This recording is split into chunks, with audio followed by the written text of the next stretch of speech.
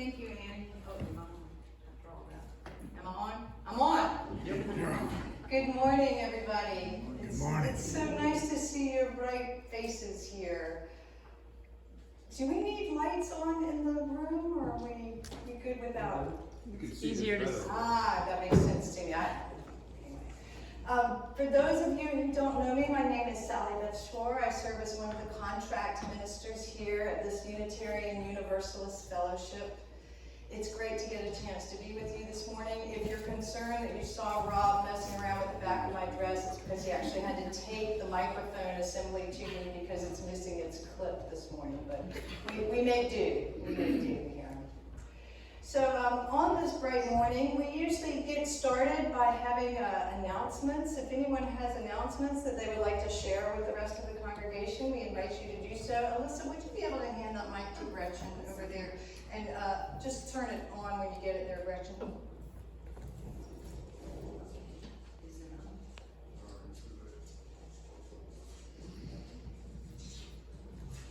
I want to speak a little bit about the summer food program through Thermal Belt Outreach. We've been supporters of that program for a number of years. We are collecting at the moment. The program this year will run 8 weeks, and they are thinking they may have as many as 200 kids to be fed. There's an envelope on the table if you wish to make a contribution. If you want to send one in, that's fine, send it here. There's also information on the table about how to make out a check if this is how you would like to pay. Any other questions? You can see me after the service.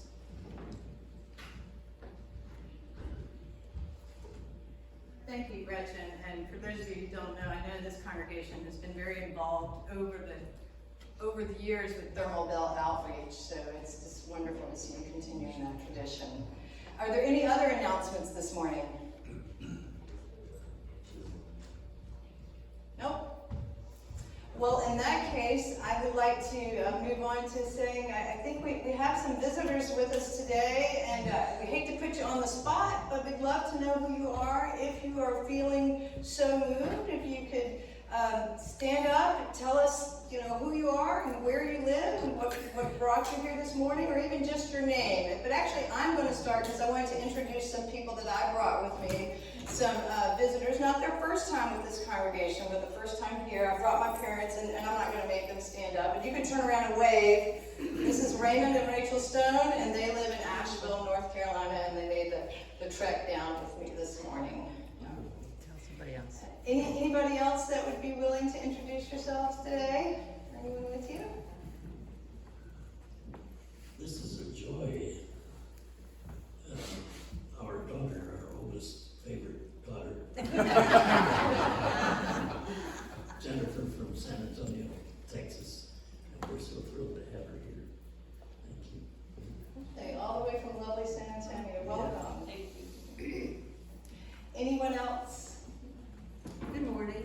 I'm Donna Christopher. I'm a friend of Judy's. Judy lives in Tryon, and she invited me to come and worship with you. And I've been once and really enjoyed it. I live in Green Creek, and so I plan to continue to attend. Well, welcome. And I'm sorry, where do you live? Green Creek? Green Creek. I'm sorry, I'm not from around here. It's about a half hour up the road. Okay, well, thank you for luring her here, Judy. No, wait, you're Judy and you are? Donna. Donna. We want to know your names because we'd love for you to hang around after the service and share some coffee and snacks with us. Yep. We got one more over here. My name's Heather LaFresh. I grew up in this area, but have lived out of state, out of town and out of state for a number of years. So this is my first time here. It's not my first time at a Unitarian Universalist church, but this is my first visit, and I'm just kind of looking to build a little bit more of a community for myself here. So. Welcome home. Thanks. Anyone else? Wonderful. Well, let's proceed to our chalice lighting. Don, I think you have have some words for us?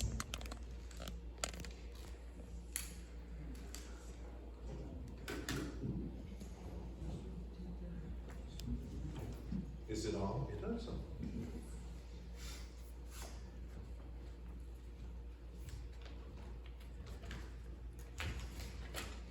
I found this among the one-liners, you know, that you would expect, Don, can you put the, yeah. that you would expect on the subject of insults and offensive remarks.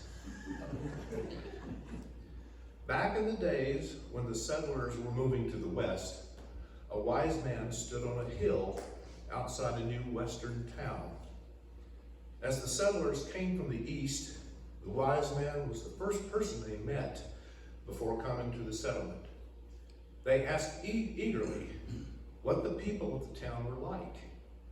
He answered them with a question, well, what were the people like in the town you just left?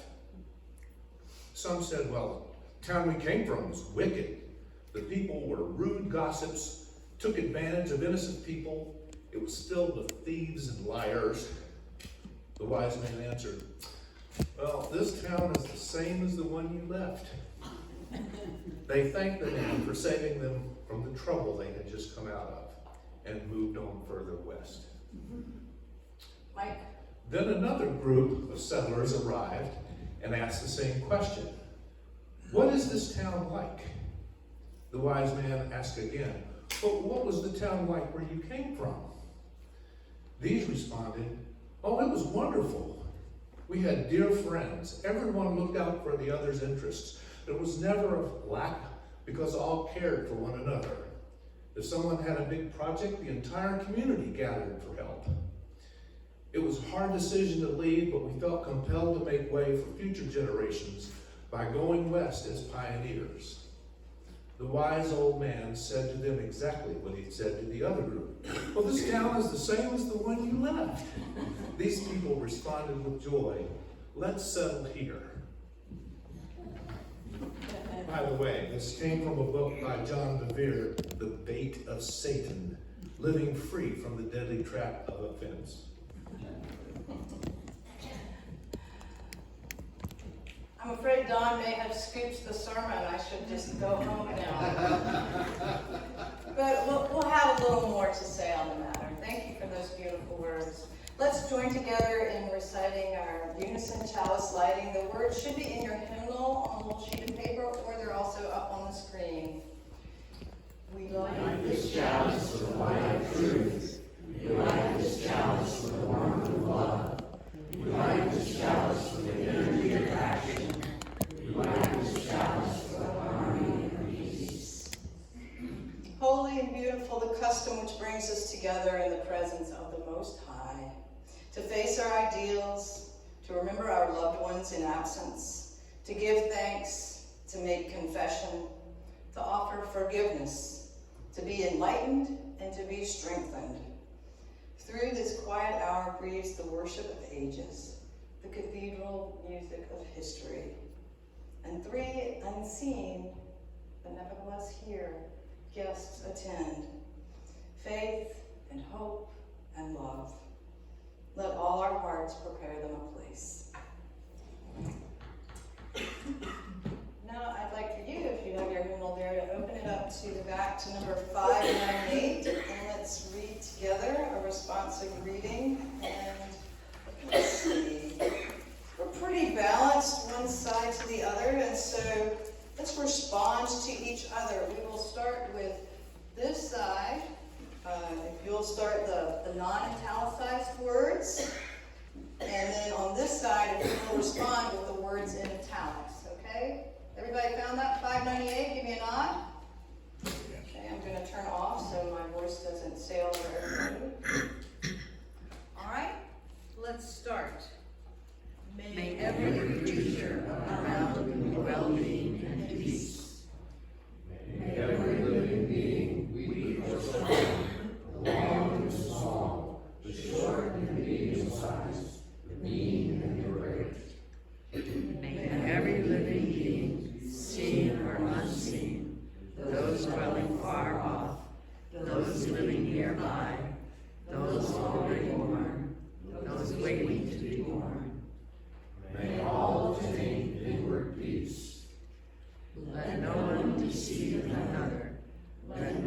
despise another in any situation. Let no one from antipathy or hatred wish evil to anyone at all. Just as a mother, with her own life, protects her own child from hurt, so within yourself, foster a limitless concern for every living creature. Display a heart of boundless love for all the world in all its height and depth and broad extent. Love unrestrained, without hate or envy. Then, as you stand or walk, sit or lie, until overcome by drowsiness, devote your mind entirely to this. It is known as living the life divine. And that truly would be a life divine. It's a tall order, but it's an aspirational order. We come here on Sundays and other things we do to strengthen our resolve, to be lovers of this world and not spread hatred. A beautiful hymn along the lines of being simple and being a simple lover, if you will, is "'Tis a Gift to Be Simple." The words are number 16. You're probably familiar with this. Annie, take it away.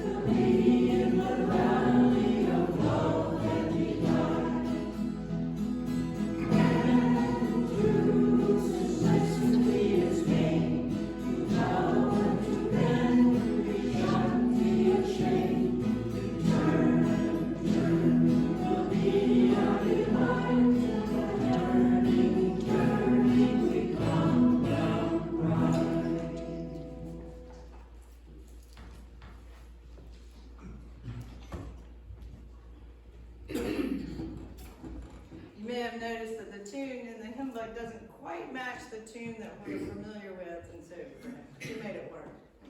Thank you, ladies. And I'm sorry, Becky, I didn't know you were going to play too. I recognize you. Thank you. So at this time in our service, as part of our community togetherness, we take the time to share joys, concerns, sorrows, the things that we bring to our hearts of a morning. And you don't have to. You may have something you prefer to keep silent, but if there's something that you'd like to share with the congregation, please raise your hand. Alyssa will bring a microphone to you. And then is somebody's got to light candles? Can we get one person to do the microphone and one person to light the candles? Great, thanks, Rob. So Rob will run the mic, or Rob will light candles. Great. Does anyone have a joy or sorrow you would like to, or concern that you would like to share with the community?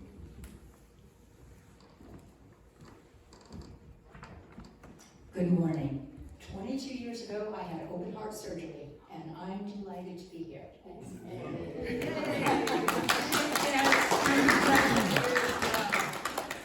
And if you would, just for our visitors, if you share a concern, just say your first name when you stand up. Thanks. That was Janice.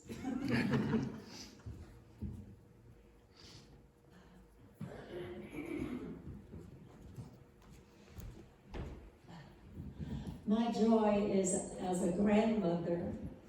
I visited my grandson in Saluda at the festival yesterday, and he is debuting as a photographer. And yesterday he had his booth and had a very nice showing, sold hundreds of dollars. And last week he also was in Spartanburg at their festival, and again he did very well. So it's a wonderful debut to now enter the ranks of, I guess, a professional photographer.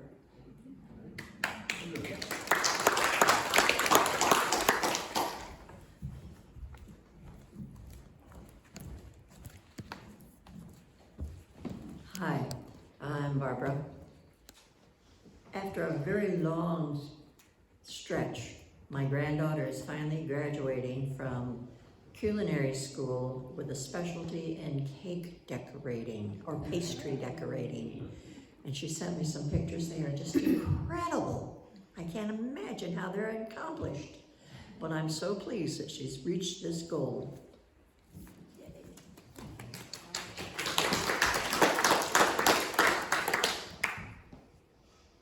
We might have to see that firsthand, Barbara. Does anyone else have a joy or sorrow, concern in your heart that you'd like to share this morning? Since I have the mic in my hand, I'm going to share the joy. Lisa, that's my husband Tom sitting right there. Our daughter is moving to Greenville, so we are so excited.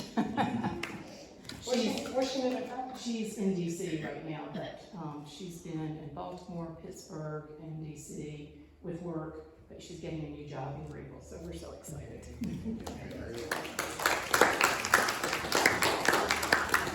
Any other joys or concerns, sorrows that you'd like to share? I'm Jim, and one of my daughters played the part of Kendall on All My Children for about 10 years, and then the show was canceled some years ago. General Hospital decided to take that character and reprise her in General Hospital, and so they approached her asking if she would do a series of programs. And then because of the writer's strike, they had to cancel it because they couldn't write the new stuff. But hopefully they will reprise it and I'll get to see my daughter on TV again. It was always wonderful being able to tune in and watch my daughter on an afternoon soap. That's a good reason to watch a soap opera.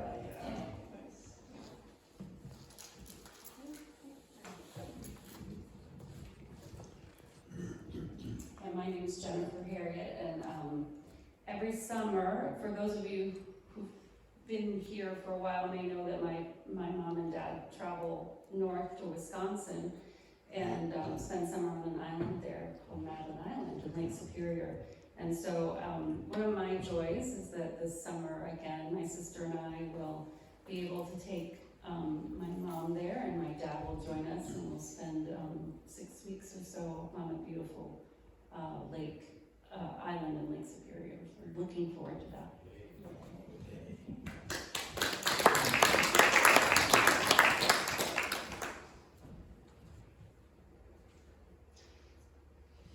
I will share one, and I've got the mic, and actually, but they might want to comment. I already introduced you to my parents, and is it Thursday? Let's see, today's the 21st. Yeah. Thursday, they will be celebrating 71 years of marriage. But I'm assuming that is a joy, putting on the joy category, right? Any comment, Rachel? What? Any comment on 71 years of marriage? It's best not to. Comments on 71 years of marriage? Wisdom? I agree with my wife. All right, they're taking the fifth. Congratulations. I'm sure glad you've held on. All right. So moving right along, let's recite the words that are on our screen. We rejoice together and we grieve together as one. Let us remember that every human heart holds its own joys and sorrows. And then, Rob, is someone taking care of their offering baskets today? Oh, no, we have, sorry, I've got the wrong list here. Let's take a moment to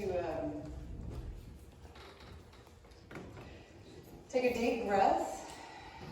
I'll put this beautiful picture of a rainbow up on the screen if you want something to focus on. Of course, there's all the beautiful art around. Or you're allowed, just let your eyes close.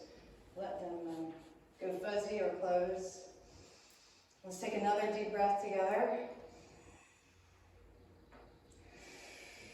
And let it out. And in. And out. And we take this time for silence, just breathing together.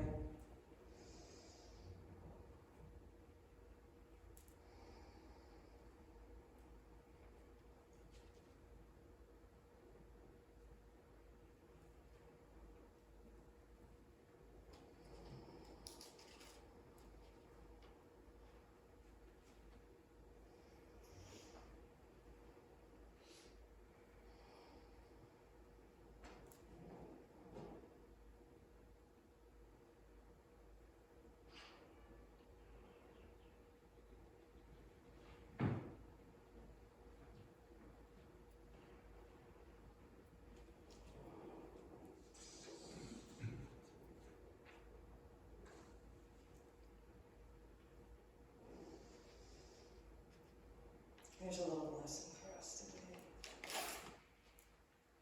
Go boldly. Go boldly. May you be brave enough to expose your aching woundedness and reveal vulnerability. May you speak your deepest truths, knowing that they will change, as do you. May you sing the music within you, composing your own melody and playing your song with all your heart. May you draw, paint, sculpt, and sew, showing the world your vision. And may you write letters, poetry, a biography, slogans, graffiti, that great novel, laying bare your words to love and hate. And may you love even though your heart breaks again and again. Until the end of your days, may your life be filled with possibilities and courage. Spirit of life, our days are numbers that we know not how many. Help us to remember not to live necessarily as if it were our last day, but to live with intention and purpose and courage, to go boldly as if this day matters. Amen.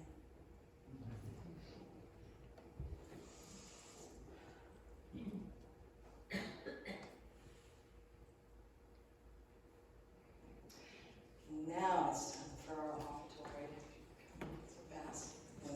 Baskets. Let there be an offering to sustain and strengthen this place, which is sacred to so many of us, a community of memory and of hope, for we are now keepers of the dream.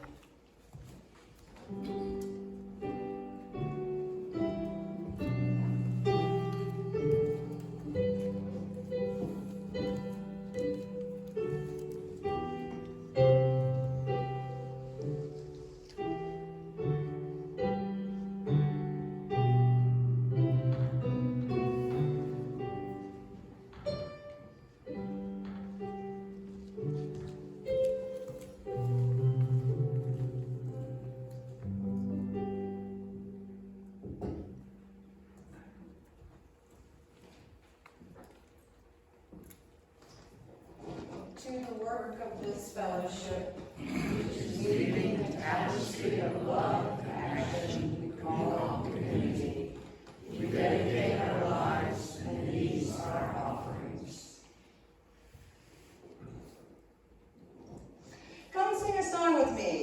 Number 346, I invite you this time to rise in body or spirit. If you don't want to rise, that's your choice. Just get more oxygen in the lungs if you stand up. And I might have a long sermon, so you better take it while you can. I'm just kidding. Anyway, number 346, it's Come Sing a Song With Me. It's one of these,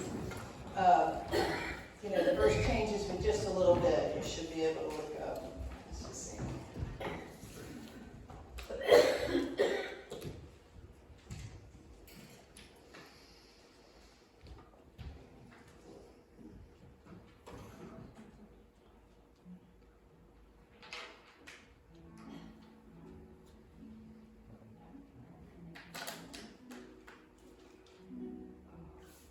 Anybody who's got perfect pitch, we're raising this up a whole step. Sorry to mess with you.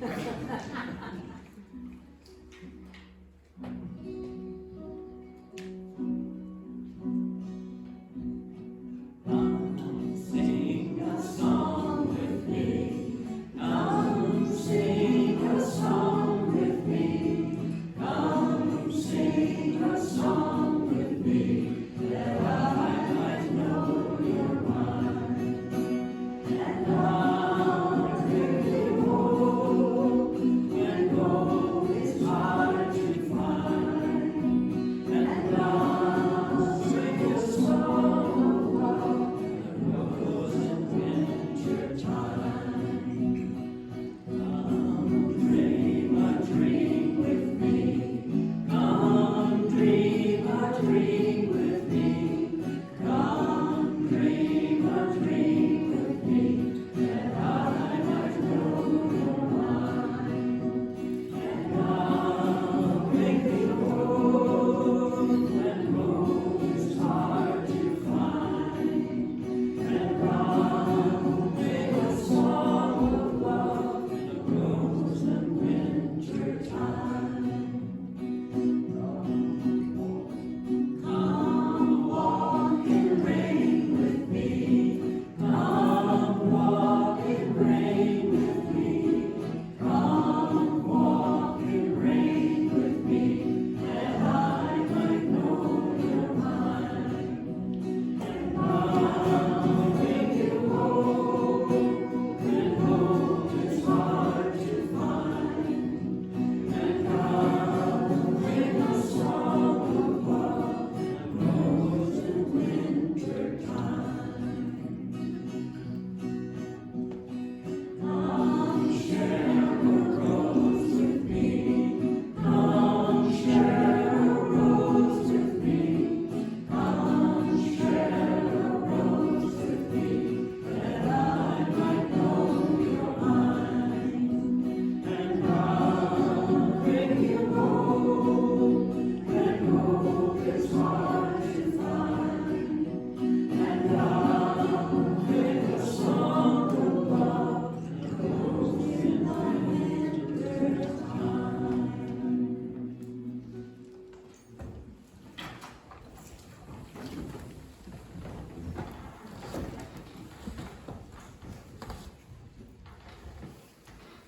Is that?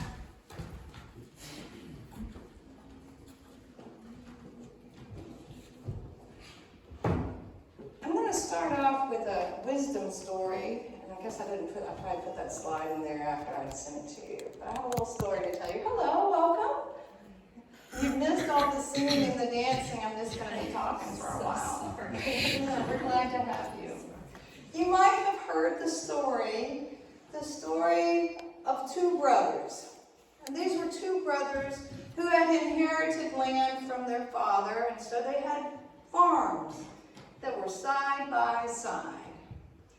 And they did a lot of things together. They traded work with each other. They'd work at one place and work at another. They'd stand for each other, and if someone was out of town, take care of the animals and do what needed to be done. And they had lived this way for many years, these two brothers, until one day a disagreement occurred. One brother decided that they needed some more water on the property, and he took out his, track hoe or bulldozer or shovel and something, and he dug a trench right there along where the two properties joined together. He dug a trench, and so what had been a small watering hole now flowed down between their two properties. Well, that made the older brother, this was the younger brother that did that made the older brother really, really angry. He was very upset about that. He thought about all the reasons he could imagine why he had done that. Well, he must want us to be separated. He must not want my cows to get water. Who knows? But he grumbled to himself and grumbled to himself for 3 or 4 days. And he hadn't seen his brother over that time. He just saw that there was this creek out there where there shouldn't be. It's about that time that he heard a knock on the door. And standing there was a carpenter. He had some tools in hand. And he said, "Hi there, sir. I'm a traveling carpenter." A lot of times around farms, people have, odd jobs that they just can't get to. Carpentry jobs, mending fences, patching barns, etc. Is there anything that I could do for you? Because I just need to do a little bit of work so I can keep moving. I'm a traveling carpenter. And the elder brother heard that word, fence, and he said, "Absolutely, do I have some work that I can do for you? Look over here behind this barn yonder, and there you will find all the lumber you need. I would like for you to build, you see that creek that's running right there, the one that's not supposed to be there? On this side of that creek, I want you to build an 8-foot-high fence. And that way, I am not going to have to see that man who dug that creek wrongly, my brother. I will not have to see his ugly face again, and I won't have to worry about it. All right? You know where the lumber is. I take it you've got your own tools. I'm going to go to town, and I will see you later." So, he gets in his truck, and off he goes. And the carpenter gets busy. Late in the day, farmer comes back, and as he's driving down the road, he looks over where he wants to see this fence, but there's not a fence there. He slaps himself on the head, and he looks and sees there's this beautiful little footbridge, and the carpenter has built it, bridging one side of the creek to the other. It's got handrails, and, even a little decorative, like a little wood flower thing in the middle of the bridge. And he's going to look for the carpenter. And then he looks over, and on the bridge, there's his younger brother striding towards him. He's saying, "Oh my gosh, brother, I'm so glad you thought to build this bridge. I've been worried all week that I meant to tell you, I just didn't have time. When I dug that creek, I should have talked to you about it, but I thought it would be a really good thing for both of us. It would help us get more water, and I know we have these plans for down the road for where we actually want to put in a pond down there," and on and yabbering. And the older brother's just like, what could he do but return the hug? He looks around for the carpenter who's packing up his tools. He sees him over behind the barn and says, "Well, hey, fella, you didn't build quite what I want, but it worked out, and why don't you stay a while? Because I've got a lot more work you could do around here." And the carpenter tips his hat and says, "Well, thank you kindly, but I've got a lot more bridges to go build." That's the story of the carpenter and the farmers. So I titled this sermon just because I thought it was cute. Come on, I can't stand too close to that speaker. It'll make noise at me. If you look for a fence, you will find a fence. And it works really well if you use the British spelling, because then they both spell offense with a C in it. In English, in American English, we spell it O-F-F-E-N-S-E, but it still works poorly. If you look for a fence, you're going to find a fence. And the story we just heard, of course, is pretty explanatory, not unlike the story that Don gave us during the chalice lighting. maybe between those two stories I can just shut up. But I'll try to give you kind of an abridged version of what I wanted to say and why I wanted to say it. One of my funner days that I remember in ministry school was when some of my fellow students, and this has been, I don't know, not quite 20 years now, 15 years ago or so, some of my fellow ministry students took that song that we sang, Come Sing a Song With Me, and it was something like, come drink a latte with me. And it had 4 verses of all the things we were doing and the best places to see around the University of Chicago there at Meadville Lombard Theological School. Unfortunately, I don't have that anymore, or we could sing that as a coffee anthem, which for some of us would be very meaningful, me, myself included. But one of the memories that I have of ministry school that is not nearly so pleasant was, I believe it was my second, possibly third year that I was there. And it was right before class, and we were all gathered there. We had this tradition of reading a class covenant before every class. Not every single class, but when the class was getting started for that semester, we had a class covenant. And you know, Unitarian Universalists, very, very wordy. And so I think there were 26 bullet points, and we went around one by one, and we would each read them, and then we would affirm. I see, yeah, Barbara, exactly. That's how I felt about it. But nevertheless, this is what we were going to do, and they were all about how we covenanted to behave with one another. I don't know when the tradition had gotten started or whatever, but it was in place, and we were doing it. But this time, they came to, I don't know what number it was, number 14 or something, and what we were covenanting supposedly was to assume good intentions. Assume good intentions, which I thought was a pretty good one. But when we got to the end of it and people wanted to raise objections or have discussion, that one came under fire. And it was decided, it was moved that we would remove that. Now, I'm all in favor of not having 26 covenanted bullet points, but I actually thought that's a pretty useful one. Assume good intentions. And I raised some objection to it. I spoke out for what I thought of it as a relatively innocent statement, but as I recall, what other people said to me was, well, how dare I? Because people are not necessarily good in their intent. How naive I was, because this statement could really hurt people who are suffering. Because saying to assume good intentions is tantamount to telling people who are hurting to shut up.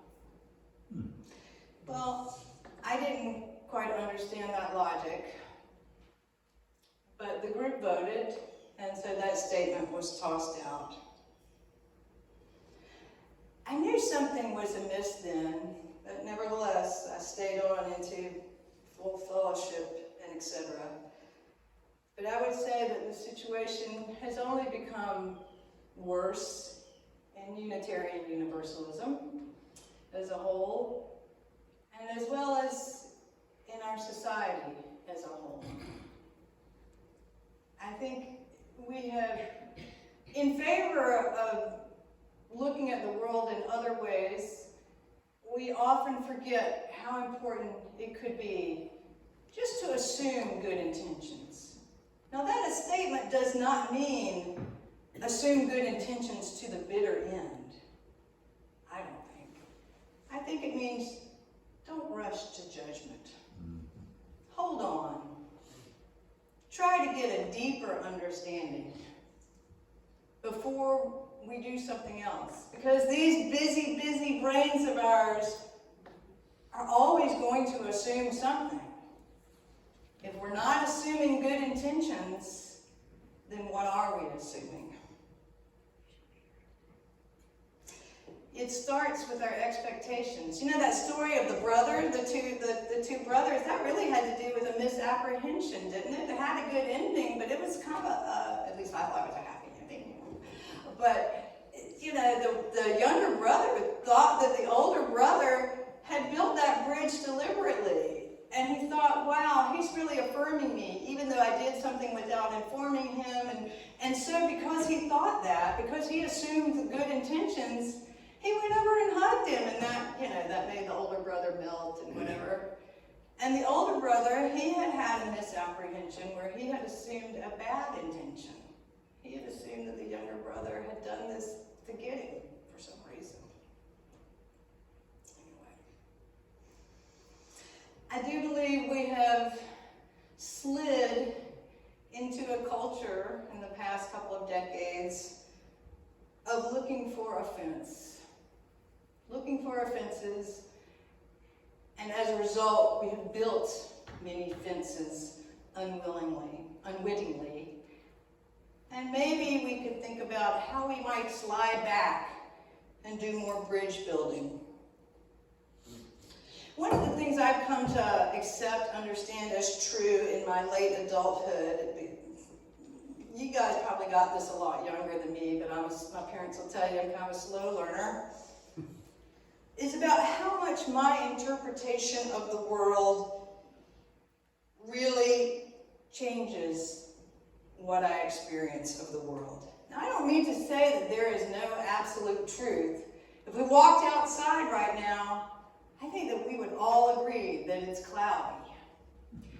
Where we might differ and depart is, well, what does that cloudiness mean? Oh, it's going to rain? Well, no, it's not going to rain. Oh, that's good because, this bright sun will burn my skin. Or, oh, that's bad because I wanted a bright sunny day. Where we depart sometimes is because of how we interpret what is going on. When I was growing up, I used to hear an expression that I didn't really understand very much. I haven't really heard it very much in recent years, and maybe that's, again, because of the rise of the offense thing. This term, probably one of you told it to me. Oh, well, she's got a chip on her shoulder. She's got a chip on her shoulder. Anybody ever heard that before? It's a weird expression, isn't it? And that's why I had to ask what that means. And you might remember that means that it's an inclination to feel resentful or aggrieved, often about some particular thing. And this was, the dictionary told me this, a sense of inferiority characterized by quickness to take offense. Isn't that interesting? A sense of inferiority characterized by a quickness to take offense. So maybe this taking offense business has something to do with internally having a sense of less security, a secure feeling. I don't know, but I had to look up, where does this expression come from, this chip on your shoulder? Some of you may know it goes all the way back to the early 1800s. A newspaper, the Long Island Telegraph, described a practice of young boys who were churlish young boys who were determined to fight, and one of them would put a chip on his shoulder and dare the other person to knock it off. Isn't that interesting? Churlish boys and the chip on the shoulder is kind of like throwing down the gauntlet, isn't it? Throwing down a glove. Well, going back to my experience at Meadville Lombard Theological School, I can't really say whether the practice of theological education was hurt or hindered by this lack of assuming good intentions. But I did feel in my heart that something was off. And as I said, in the past 18 years or so, I've seen this sentiment spread. No one, it seems, gets the benefit of the doubt anymore. And why is that? And who does that serve? Because it's really not even about a real offense. I mean, there are real egregious things, that trespasses, if you will, that happen to us. But this is about our expectations of offense. And given that the road to hell is paved with good intentions, as we all know, the road to hell is paved with good intentions, why on earth would we want to assume good intentions? Well, I think 3 reasons. One, it allows us to see the possibility that our initial assessment might not be true, could help us to be open to something more true than what we thought. Because once we've accepted something as true, once we have our belief in place, it doesn't make any room for new knowledge. And I think I already said, if our brains are, since they're always assuming something, well, if they're not assuming something good, a good or at least a neutral intention, what is it? What are we going to assume? But maybe the biggest reason is our own peace of mind. And you might recall in the back of our hymnal, there's a Lausse quote about it. There is to be peace in the nations. There must be peace. If there's to be peace in the world, there must be peace in the nations, peace in the nations, peace in the cities, and on down. And it comes to peace in your heart. And I think when we assume good intentions, we more easily find peace in our own hearts. And in that way, from a place of equanimity, we can contribute to a better world.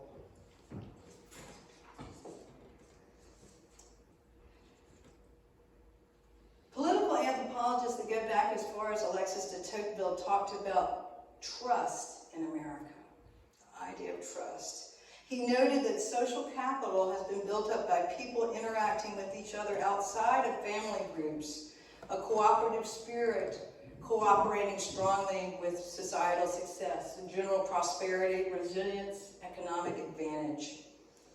What allows for that cooperation is trust, this approach to human relationships, where there's a free flow of ideas. People feel encouraged and safe to share. There's expectation of mutual benefit. Contrast that with what I feel like we have sunk in today, attitudes of mutual suspicion and mutual distrust. And while there are many, many reasons for the epidemic, for example, of gun violence in our nation, aside from the issue of the weapons themselves, the quickness to act in that way goes back to that idea, well, I better shoot first. Somebody's out to hurt me. I'm going to assume bad intentions. I'm going to assume the worst. In the Old Testament, they actually talk about offenses in Proverbs. And you know, the Bible's tricky business because there's so many translations. But there's this great Proverbs, which are allegedly the Proverbs of Solomon, but really they're just a collection of these aphorisms from the time. Good sense makes a man restrain his anger, and it is his glory to overlook a transgression or an offense. The discretion of man deferreth his anger. His glory is to pass by an offense. The King James Version read, the discretion of a man deferreth his anger, and it is his glory to pass over a transgression. I really like this one. A person with good sense is patient, and it is to his credit that he overlooks an offense. Now, again, I'm not really arguing that we should overlook all offenses. And there is the idea that we don't want to enable or encourage bad behavior. But assuming offense, even before it's committed, or when we're really unsure, well, that seems like a win-win place to come from. I'll close by telling you a little story about a cousin of mine. This is Bill Burnett. Bill Burnett told me years ago, his daughter must be in her late 20s now, but when she was a little girl, she was about 10, and they went to a store somewhere. They parked in a parking lot, and they pulled up, and he noticed somebody pulling into a parking space ahead of him, and it turned out to be a handicapped parking space. And the person jumped out of the car and ran into the store and left their dog in the car, and boy, did that make him mad. Now, he didn't need the handicapped space at the time, but nevertheless, that wasn't fair, and why were they doing that? And he grumbled and grumbled about that until finally his daughter, the 10-year-old, the purveyor of wisdom, looked at him and said, well, Daddy, maybe that dog is handicapped.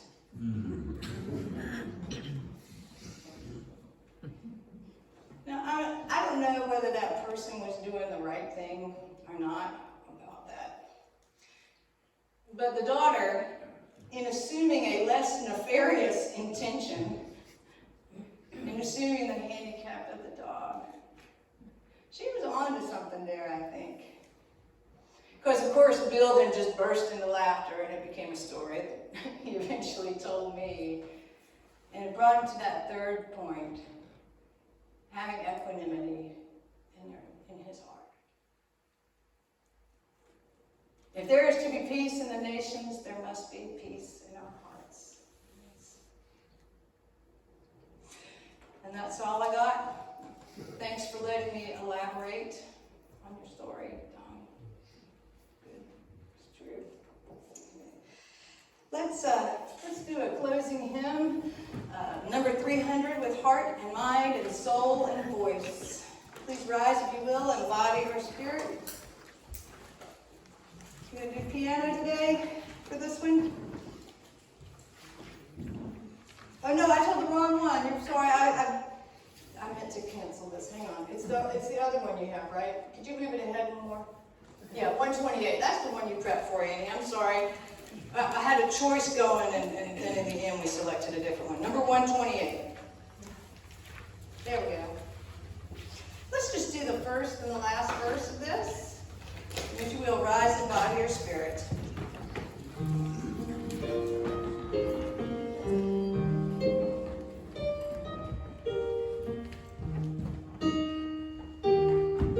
you want to just listen to it first and then sing. That'd be good.